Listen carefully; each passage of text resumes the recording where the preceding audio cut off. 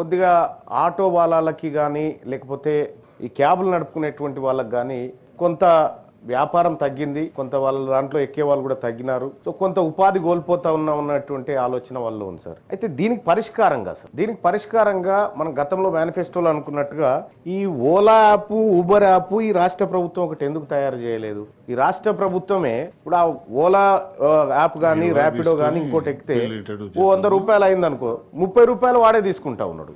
70 రూపాయలలో వీడు పెట్రోల్ వెళ్ళాలి, కూలి వెళ్ళాలి, అన్ని వెళ్ళాలి. కానీ ఆ పరిస్థితి లేదు.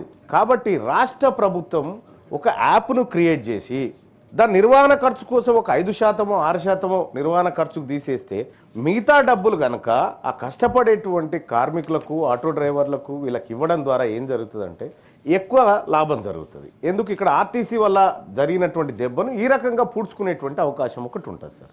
సో అది కాకుండా రాష్ట్ర ప్రభుత్వం ఇంకొక అడుగు కూడా ముందుకేయచ్చు. ఓన్లీ ఆర్టీసీ బస్సులలోనే ఎందుకు ఉచితం అనుకోవాలి?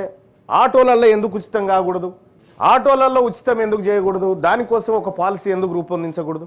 ఎందుకంటే ఇప్పుడు ప్రతి గల్లీలోకి ఆర్టీసీ బస్సు పోయే పరిస్థితి లేదు. కాబట్టి సో దానికోసం ఒక పాలసీ తయారు చేసి గల్లీల నుంచి లేకపోతే బస్సులు పోయినటువంటి జాగాల నుంచి మనం గడపకు పోయినా తప్పేం లేదు.